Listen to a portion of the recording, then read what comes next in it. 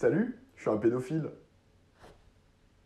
Salut, comment ça va? Il y a quelques temps, genre il y a 2 mois de ça, je vous ai demandé de me poser des questions pour faire une sorte de FAQ qui va peut-être se transformer en Ask Andrew Gray finalement, je ne sais pas trop, on verra au montage ce que j'ai envie de faire, voilà. Donc du coup, je me suis dit que ça pouvait être sympa de répondre enfin à vos questions quelques mois plus tard. Ouais, j'ai complètement perdu la motive de faire des vidéos depuis quelques temps, mais là c'est en train de revenir, donc voilà, c'est tout ce que j'ai à dire. Sur ce, c'est parti, intro!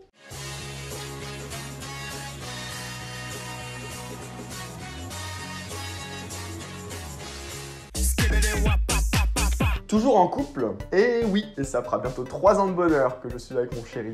Oh, il est tellement beau. D'ailleurs, merci à Quentin Rouge-Gorge pour cette belle illustration, elle est très jolie. Et si vous avez envie de vous éclater à faire des dessins de nous, n'hésitez pas, mettez-le en story Instagram, j'aime bien. D'ailleurs, au passage, mon Instagram, c'est ça. Voilà, et mon Instagram photo, c'est ça.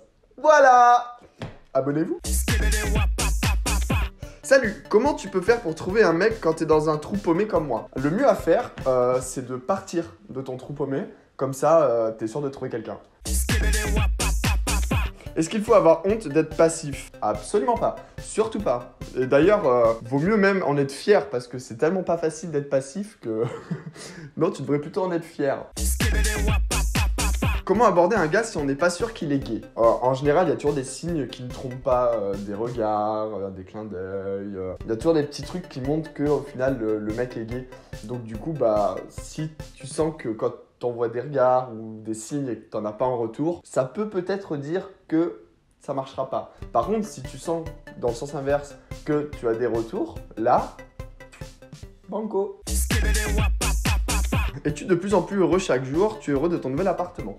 Eh bien écoute, dans ma vie c'est assez simple, ça marche comme une sorte de triforce. En gros, tu as l'appartement en haut, la relation de couple en bas et le travail à gauche. Si tu as ces 3 là qui fonctionnent très bien, ça crée une triforce, donc du coup tu es invincible et tout va bien. Par contre, si un élément de la triforce tombe, généralement les 3 autres tombent, donc il faut toujours faire en sorte de garder cette triforce. Moi, je suis content parce qu'en ce moment, elle marche très bien. J'ai mon nouvel appart. Bon là c'est flou parce que j'ai un objectif à focal fixe, mais voilà. J'ai un super travail et j'ai mon mec depuis 3 ans, donc ouais, je peux dire que je suis plutôt heureux en ce moment. Et j'aime bien mon nouvel appart. Parce qu'il est grand. Trop d'argent en dos. Quelle est ta prochaine destination de voyage? Eh ben vu que tu m'as posé la question il y a 3 mois, j'aurais dû te dire Berlin et Anvers. Mais comme je la fais maintenant, logiquement ce sera Bruxelles. Cet été ce sera Malaga. Et si j'ai assez de sous, on doit faire un road trip avec des potes de la Nouvelle-Orléans, Miami, New York, la Floride. Enfin bref, un petit road trip aux États-Unis bien sympathique. Pas piqué des hannetons comme dirait Amixem. J'espère que je suis net au montage, parce que sinon je vais devoir tout recommencer, ça me ferait chier. Comment fais-tu pour payer un loyer sur Paris? Tu as vendu tes organes? Non, j'ai vendu mes couilles. Ça valait plus cher. Par contre, c'est dur pour les relations sexuelles maintenant. Quand pourrons-nous à nouveau voir les vidéos qui ont été supprimées de ta chaîne par la censure? En fait, j'ai aucune vidéo qui a été supprimée par la censure, c'est juste moi qui m'amuse à me les foutre en privé, parce que je ne les assume plus du tout. Voilà. Pour ou contre la polygamie? Plutôt pour. Pourquoi se limiter à un seul quand il y en a plusieurs? Pour toi, tu préfères réussir dans la photo ou tu es encore dans l'espoir de YouTube? En fait, dans la photo, j'ai vraiment eu une période où je vivais bien ma vie avec et tout. Je travaillais dans des agences, je travaillais dans la presse, je travaillais dans l'événementiel, j'ai fait des mariages, j'ai fait plein de trucs. Et un peu tous les métiers de la photographie au final. J'avoue que c'est pas le métier qui me fait le plus kiffer au final. Donc du coup, est-ce que j'ai toujours de l'espoir dans YouTube? J'en avais jusqu'à que je procrastine et que je ne fasse plus rien. Mais non, je pense pas que je vais réussir dans YouTube.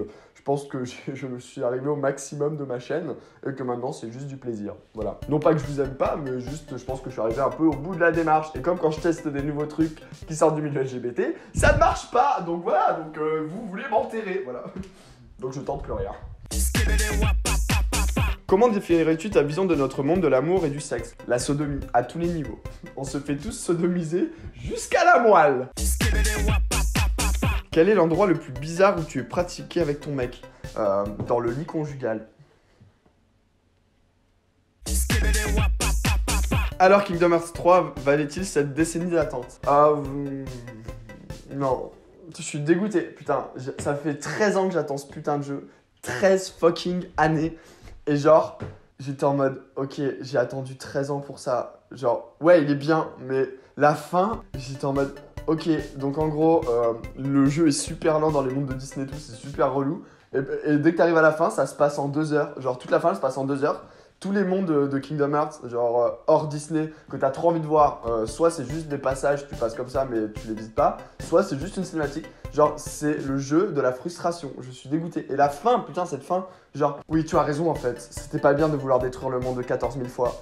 Je suis désolé. Putain, mec, non, non. Et le pire dans l'histoire, c'est que je l'ai acheté Day One, donc je l'ai payé 80 boules, je suis vénère. Cela a été dur de t'assumer en tant que gay, as-tu des conseils à donner par rapport à ça? Non, pas vraiment. Enfin, j'ai jamais eu trop de soucis à assumer qui j'étais, ce que je faisais. J'ai un talent pour emmerder complètement les gens qui auraient envie de me juger. Enfin, du coup, je m'en fous carrément de la vie des gens, en fait. Bah, vraiment à 1 milliard de pourcents. Donc, du coup, j'ai jamais vraiment eu de problème à m'assumer en tant que gay. Et si ça fait chier des gens, je les emmerde royalement. Voilà, tout simplement. Quelles sont les choses les plus gênantes dans la vie de couple lors d'un rapport? Quand t'as une panne d'érection. Parce que du coup, tu te remets en question, ton mec aussi, putain, ça y est, je fais plus bander mon mec. Et toi, tu te dis, putain, mais pourquoi j'arrive pas à bander? Putain, mon mec me plaît plus. Voilà, c'est la pire chose qui peut t'arriver. C'est vraiment d'avoir une panne d'érection. Alors, avez-vous des projets prévus à deux avec Aurore comme des escape games ou des jeux fun? Alors, avec Aurore, justement, il y a une vidéo qui sort dimanche et en fait, on va se remettre à faire de plus en plus de vidéos tous les deux parce que ça va nous motiver justement à faire des vidéos et à pas procrastiner et tout. Donc, du coup, on devrait réussir à faire au moins une vidéo par semaine ou 2 vidéos par mois. On verra, selon les dispos de chacun, mais c'est faisable. Voilà. Mais après, je m'avance pas trop parce que je ne respecte jamais ce que je dis. Et pourquoi as-tu arrêté de faire des vidéos sur YouTube? Pour plusieurs raisons. En fait, la première, c'est que j'avais un travail qui me prenait beaucoup de temps parce que j'étais community manager dans une agence et j'avais beaucoup de clients à gérer, donc du coup, j'avais plus de temps et quand j'entrais chez moi, j'étais KO. Donc du coup, j'avais pas la motive du tout de faire des vidéos. Ensuite, les gens me fatiguent vraiment beaucoup sur les réseaux sociaux en mode quoi que tu fasses, les gens sont jamais contents. Donc du coup, au bout d'un moment, j'étais en mode vous savez quoi? Allez vous faire enculer parce que de toute façon, ça me pète les couilles. Donc voilà, donc pendant un moment, ça m'a bien saoulé. Et vraiment, les réseaux sociaux, putain. Genre, à 20 ans, tu vois, genre, je kiffais ça, mais alors maintenant, bientôt à 25, je suis en mode, vous me fatiguez. Enfin, pas vous spécialement, mais il y a une partie de personnes qui me fatiguent. Et genre, c'est même pas genre que ça me fait mal ou quoi, c'est juste, c'est comme si t'avais ton petit frère, tu vois, et tout ce que tu te dis, ah non, je suis pas d'accord. Bah, toi, ton petit frère, tu le claques, mais là, tu peux pas les claquer parce qu'ils sont derrière leur putain d'écran. Du coup, genre, au bout d'un moment, tu vois, tu te dis, putain, j'ai passé l'âge de ces conneries, en fait, de me prendre la tête avec des gamins sur les réseaux sociaux, quoi. Donc là, d'un coup, je me sens motivé à faire des vidéos, donc tant mieux, on verra combien de temps ça durera. J'espère que ça vous fait plaisir, en tout cas, de me revoir. Sur ce, c'est la fin de la vidéo, j'espère que ça vous a plu. N'hésitez pas à vous abonner à mon Instagram parce que c'est là où il y a le plus d'activité de ma life en dehors de YouTube. Plein de gros bisous et je vous dis à très vite pour une prochaine vidéo. Bye!